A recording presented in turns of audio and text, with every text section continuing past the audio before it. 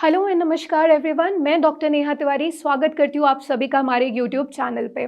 आज इस वीडियो में हम बात करने वाले हैं यूटेराइन कैंसर के बारे में।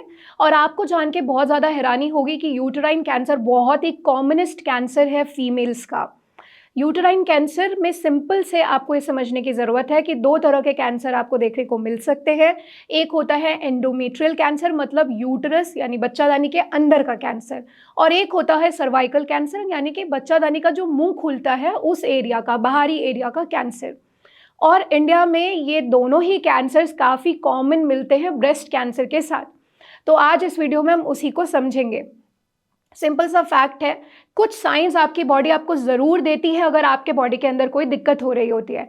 तो अगर यूटेराइन कैंसर किसी फीमेल को है तो वो डिटेक्ट कर सकती हैं ऐसी कुछ चीज़ें अपने रूटीन में। जैसे सबसे पहले जो सबसे इंपॉर्टेंट चीज़ एक फीमेल के लिए होती है वो होते हैं उनके पीरियड्स।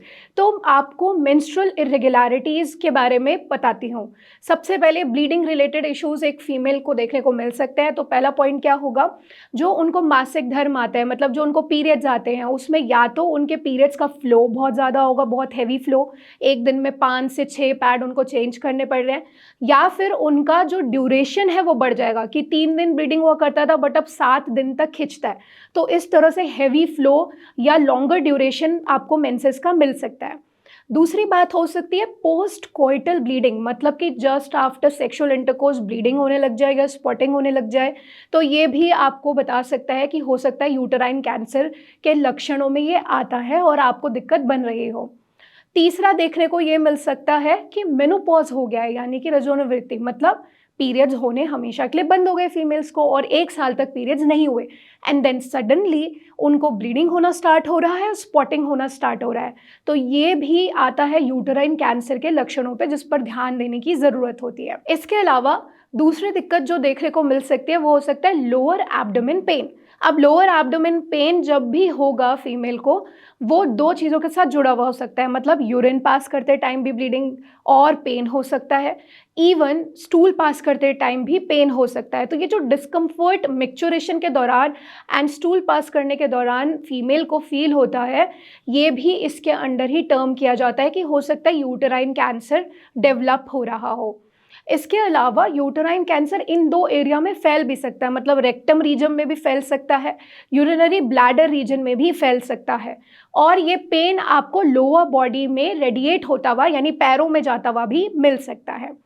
तीसरी चीज़ जो ध्यान देने की ज़रूरत है वो है सफ़ेद पानी। सफ़ेद पानी का रिसाव ज़्यादा हो जाना और उसमें बहुत ज़्यादा बैड स्मेल होना, बहुत ज़्यादा इचिंग क्रिएट करे वो पूरे वजाइनल एरिया के आसपास, और उसका कलर भी, कंसिस्टेंसी भी चेंज होती रहे, कभी ब्राउनिश या ब्लड स्टेन दिखे, कभी ग्रीनिश दिखे। तो इससे साफ पता लगता है कि नीचे के हिस्से में इन्फेक्शन भी हो सकता है, और बार बार अगर ये ब्लीडिंग एपिसोड्स के साथ बन रहा है तो यूटेराइन कैंसर की ओर भी इशारा करता है।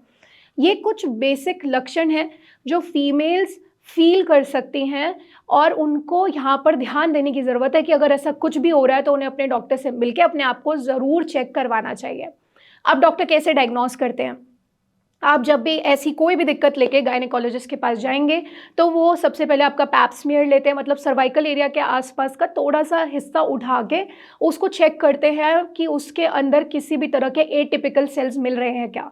तो पैप स्मीयर एक होता है। दूसरा, अल्ट्रासाउंड में बहुत अच्छे से पता लगता है, इवन इफ अल्ट्रासाउंड में नहीं क्लियर हो रहा but symptoms and pap smear कुछ और बता रहे हैं, तो ऐसे में डॉक्टर्स हायर यानी एडवांस स्क्रीनिंग के पास भी जाते हैं, जिसमें सीटी स्कैन और एमआरआई भी वो आपको सजेस्ट कर सकते हैं। तो ये कुछ डायग्नोस्टिक टेस्ट है।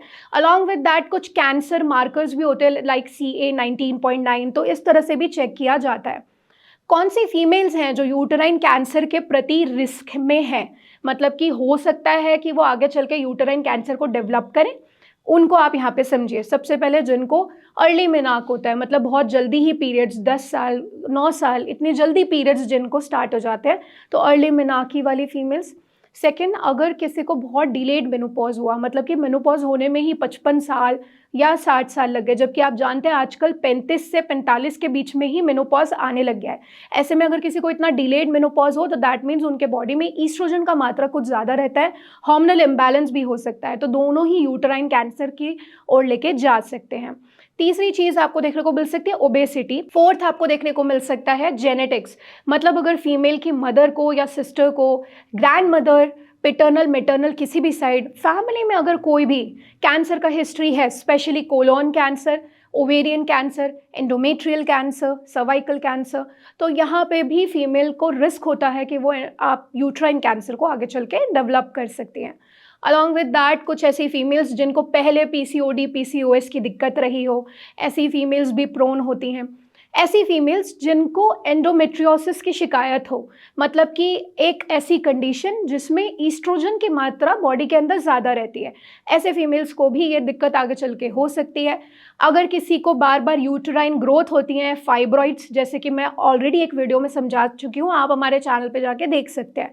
तो यूट्राइन फाइब्रॉइड यानी बच्चादानी में रसौली की शिकायत अगर बार बार बनती हो किसी फीमेल्स को, उनमें भी देखा जा सकता है। एंड लास्ट, अगर कोई फीमेल नली ग्रेविडा है, मतलब कभी भी उन्होंने बर्थ नहीं दिया है बेबी को, तो ऐसी फीमेल्स भी बहुत ज़्यादा प्रोन होती हैं और रिस्क पे होती हैं कि वो यूट्राइन कैंसर को डेवलप कर सकती है। कोई भी कंडीशन अगर इसमें से हो, दैट मीन्स जो सिम्टम्स आपको बताए, अगर इनमें से कुछ आप डील कर रहे हैं या फिर आप इन कैटेगरीज में आते हैं जिनको मैंने रिस्क फैक्टर में बताया है, आपको 6 मंथ्स में या ईयरली अपना चेकअप ज़रूर कराना चाहिए, जिसमें पैप स्मीयर आपको ज़रूर इंक्लूड करना चाहिए, और साल में एक बार अल्ट्रासाउंड भी आपके लिए मैंडेटरी है, आपको ज़रूर कराना चाहिए, ताकि आप अपने आप को पहले से ही जाँच में रख सकें। कोई भी दिक्कत होगी अगर वो अर्ली डिटेक्टेबल हो, स्पेशली यूट्राइन कैंसर अगर अर्ली डिटेक्टेबल होता है तो कंप्लीटली क्योरेबल भी होता है एट दैट पॉइंट, लेकिन आगे चल के जब वो स्प्रेड हो जाता है तब आप उसको प्योर ये नहीं कह सकते कि ये पूरी तरह से ट्रीट हो जाएगा। इसलिए अर्ली डिटेक्शन आपको 100 तरह की बीमारियों से बचा सकता है। आपको इस पर ध्यान देने की खासा ज़रूरत है। अगर आपको फीमेल संबंधित कोई भी तकलीफ है या कोई भी जानकारी आप प्राप्त करना चाहते हैं तो नीचे कमेंट सेक्शन पे फील फ्री और हमें कमेंट कीजिए, हमसे पूछिए।